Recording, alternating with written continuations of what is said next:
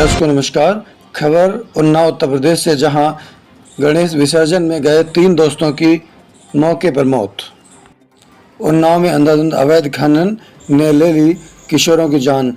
गणेश मूर्ति विसर्जन के दौरान 5 किशोर गहराई में डूबे। गहराई में डूबने से 3 किशोरों की मौके पर ही हो गई मौत। गंगा तट पर 5 बच्चे गहराई में डूबने से मची चीख पुकार के बाद 2 बच्चों को बड़ी मशक्कत के बाद सही सलामत बाहर निकाल लिया गया।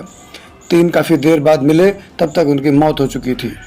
ग्रामीणों का आरोप है कि परियर घाट पर बालू खनन के दौरान हो जाते हैं बड़े बड़े गड्ढे, जिसमें भर जाता है गंगा और बरसात का पानी। ग्रामीणों का कहना है कि शिकायत करने पर भी प्रशासन ने इस मामले में नहीं लिया संज्ञान। प्रशासन की लापरवाही से आज 3 घरों के चिराग असमय काल की गाल में समा गए। उन्नाव जनपद के कोतवाली सफीपुर क्षेत्र के परियर गंगा तट का मामला। आपको बता दें कि पूरा मामला उन्नाव जनपद के सफीपुर कोतवाली क्षेत्र के अंतर्गत परियर गंगा तट का है, जहां माखी गांव के सैकड़ों लोग ट्रैक्टर ट्राली और 4 पहिया वाहन से मूर्ति विसर्जन के लिए गांव से यात्रा लेकर परियर गंगा तट पहुंचे थे। जहां गणेश मूर्ति का गंगा नदी में विसर्जन करने पहुंचे युवक गंगा में फिसलकर गहरे पानी में डूब गया। तब दोस्त को बचाने के चक्कर में 3 युवकों ने भी गंगा में छलांग लगा दी, वो भी डूब गए। देखते ही देखते 5 युवक गंगा में डूबने लगे। चीख पुकार सुनकर भीड़ दौड़ पड़ी। तैराकी करने वाले लोग बचाव के लिए गंगा में छलांग लगाए। घाट पर मौजूद गोताखोर भी रेस्क्यू में जुट गए। वहीं 3 की मौके पर मौत हो गई और 2 युवकों को सकुशल बचा लिया गया। तीनों मृतक आपस में दोस्त थे और एक ही गांव के रहने वाले थे। एक ही गांव में 3 अर्थियां पहुंचते ही हर गली में मातम पसर गया। उन्नाव के माखी गांव से बड़ी संख्या में युवक गंगा नदी में गाजे बाजे के साथ गणेश मूर्ति विसर्जन के लिए सफीपुर कोतवाली क्षेत्र के परियर घाट गए थे, जहां मूर्ति विसर्जन के दौरान लवलेश सिंह व प्रशांत, जय सिंह, शिव नरेश व विशाल दोस्तों को बचाने के लिए गंगा में कूद गए। बचाने गए तीनों युवक भी डूबने लगे। युवकों की चीख पुकार सुनकर भीड़ मौके पर पहुंची। तैराकी जानने वाले युवक रेस्क्यू के लिए गंगा में उतरे और गोताखोर भी रेस्क्यू में लगे। हादसे में लवलेश और प्रशांत की मौके पर ही मौत हो गई। विशाल की हालत गंभीर होने पर कानपुर के हैलट अस्पताल में भर्ती कराया गया, जहां उपचार के दौरान विशाल ने भी दम तोड़ दिया। वहीं शिव नरेश व जय सिंह सकुशल बच गए। तीनों मृतक माखी गांव के रहने वाले थे। एक साथ 3 अर्थियां पहुंचने से गांव में मातम पसर गया। एसडीएम सदर अंकित शुक्ला मृतकों के घर पहुंचे और हादसे में दुख जताते हुए सरकार की तरफ से हर संभव मदद का आश्वासन दिया। एसडीएम ने बताया कि प्रशासन की तरफ से हर संभव मदद मृतकों के परिवार को की जाएगी। सर, ये घटना हुई तो क्या मामला है इसका? आज ये थाना सफीपुर के अंतर्गत परियर क्षेत्र में मूर्ति विसर्जन को लेकर कुछ लोग गए थे, जिसमें 3 बच्चे जो हैं, जिनका नाम विशाल, श्याम और लोकेश है, जिनकी उम्र लगभग 18 वर्ष है। इनका विसर्जन के दौरान जो है डूबकर मृत्यु हुई है। इनमें से 2 बच्चों की मृत्यु जो है 2 बच्चों की मृत्यु ऑन द स्पॉट हुई थी और एक बच्चा जो है उसका हेड रेफर किया गया, जिसका इलाज के दौरान जो है वो एक्सपायर हुआ है। सभी बच्चे जो हैं ये माखी गांव के रहने वाले हैं और मौके पर उपस्थित हैं। यहाँ पे शासन प्रशासन की तरफ से जो भी प्रभावित परिवार हैं उनको जो भी सहायता है वो पूरी तरीके से दी जाएगी और हम लोग के साथ में हर संभव मदद में खड़े हैं। गंगा स्नान में क्या लापरवाही कोई है क्या किसी की? अभी इसकी जांच जो है आगे फर्दर की जाएगी, उसके बाद ही कुछ कहा जा सकता है इसमें। फिलहाल हमारा जो उद्देश्य है इसमें जो भी शासन प्रशासन की तरफ से जो मदद हो सकती है वो परिवार के लोगों को पहुँचाने की है और मौके पर शांति व्यवस्था बनानी है। गणेश विसर्जन के दौरान गंगा में हादसे को लेकर उन्नाव सांसद साक्षी महाराज ने कहा कि खनन माफियाओं ने गंगा माँ की गोद को खाली कर दिया है।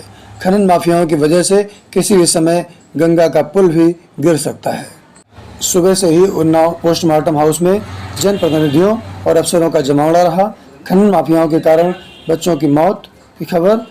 इन बच्चों की मौत के जिम्मेदार हैं खनन माफिया, ऐसा कहा साक्षी महाराज ने। उन्होंने कहा कि खनन माफियाओं के संबंध में मैं मुख्यमंत्री योगी आदित्यनाथ को भी बता चुका हूँ, लेकिन मेरी शिकायत के बाद भी माफियाओं पर अभी तक कोई कार्रवाई नहीं हुई। आप जो है आगे कोई कार्रवाई जो है हो नहीं रही, प्रशासन का लापरवाही रवैया रहा। देखिए, मैंने अचानक हम लोगों ने वहाँ छापा भी डाला और उसी स्तर से जिलाधिकारी और प्रशासनिक अधिकारियों को अवगत कराया कि हाँ अवैध खनन और स्थिति खराब है, कभी बहुत बड़ी कोई दुर्घटना घट सकती है। परिणाम स्वरूप हुआ कि उस समय के जिलाधिकारी ने आज के मुख्य विकास अधिकारी की अध्यक्षता में एक कमेटी का चयन किया मेरे आग्रह पर। आज तक हमको पता नहीं कमेटी ने क्या किया, और मैंने अभी आने से पहले डीएम साहब से कहा है कि जो लोग खनन माफिया उनके खिलाफ 307 की कार्रवाई होनी चाहिए, और कार्रवाई करने के बाद इनके बच्चों को तो नहीं लाया जा सकता, या जो भी सहयोग हो सकता है, बड़ी से बड़ा काम हो सकता है, वो करना चाहिए।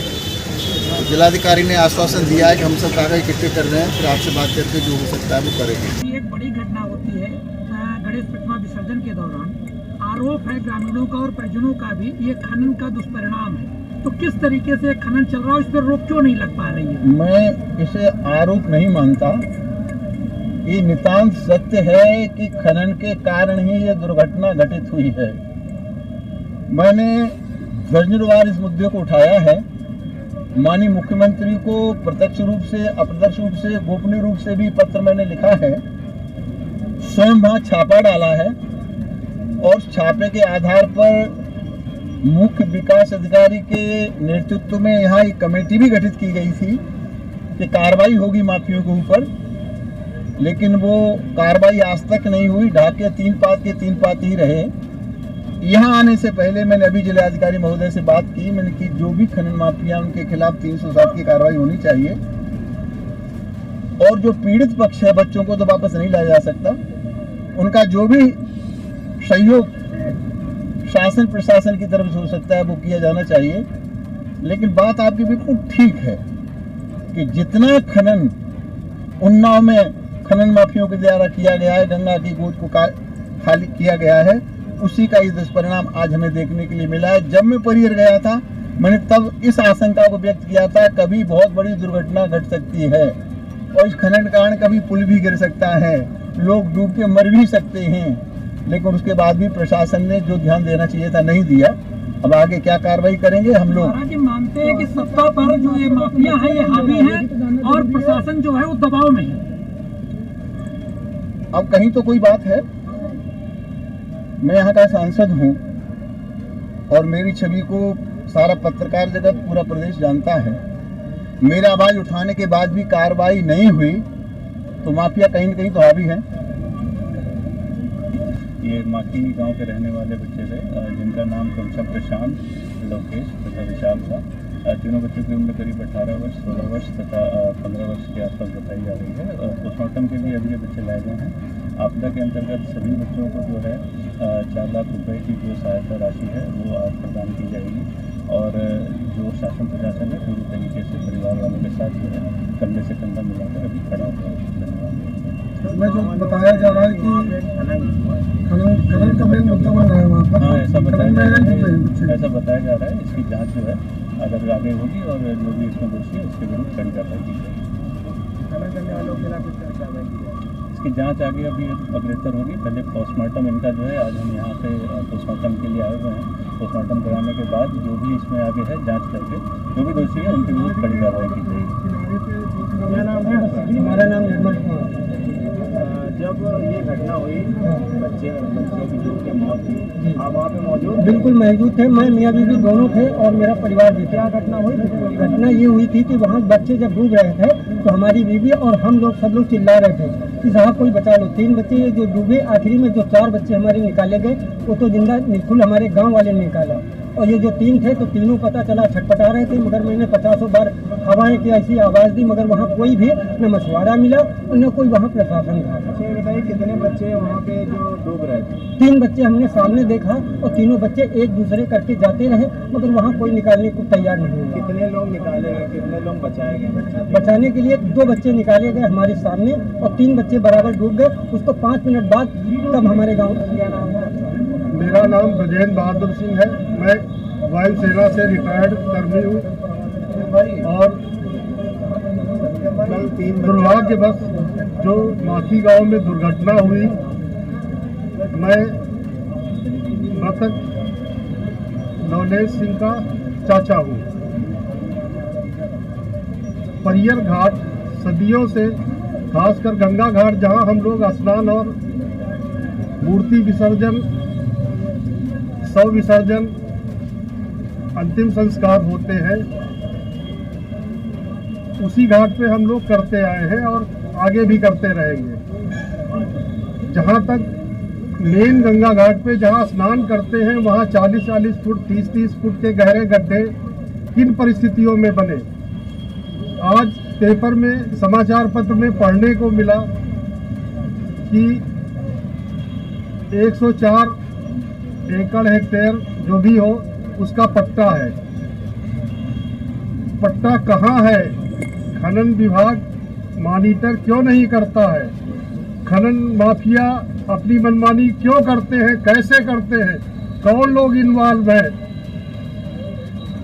सत्ता में बैठे हुए लोग की सह के बिना ऐसा संभव नहीं है। चाहे वो ब्यूरोक्रेट हो या राजनेता हो। सर, बच्चों की मौत के पीछे आप किसको दोषी मानते हैं? यहाँ के तंत्र और जो भी खनन कार्य में लगे हैं वो दोषी हैं। वहीं दूसरी तरफ डिप्टी सीएम केशव प्रसाद मौर्य के देर से पहुंचने पर भड़के पत्रकार और वहां से निकले। आइए जाने आक्रोशित पत्रकारों ने क्या कुछ कहा और किस तरह बयां किया अपना दर्द। लोग किस कार्यक्रम में आए थे? कार्यक्रम में आए थे जो deputy chief minister Shri Keshav Prasad Maurya ji आए हुए हैं हमारे जनपद में। इन्होंने 12 बजे का समय दिया था प्रेस वार्ता का। पत्रकार यहाँ 12 बजे से 2 बज गया है खड़े हुए हैं। ना तो पत्रकारों के बैठने की व्यवस्था किया, ना उनके समुचित पानी की व्यवस्था किया और 2 घंटे वेट करा रहे हैं और अभी भी पत्रकार वार्ता शुरू नहीं हुई। हमें और भी कार्यक्रम कवर करने होते हैं, तो विभिन्न कार्यक्रमों को कवर करने के लिए हम 2 घंटे किसी एक व्यक्ति का इंतजार नहीं कर सकते, इसलिए हम लोगों ने बहिष्कार। आप देख रहे हैं Anglo Indian news, digital partner with Navyug Samachar Dainik. खबरों से जुड़े रहने के लिए चैनल को लाइक और सब्सक्राइब अवश्य कर लें ताकि खबरों की अपडेट आपको मिलती रहे।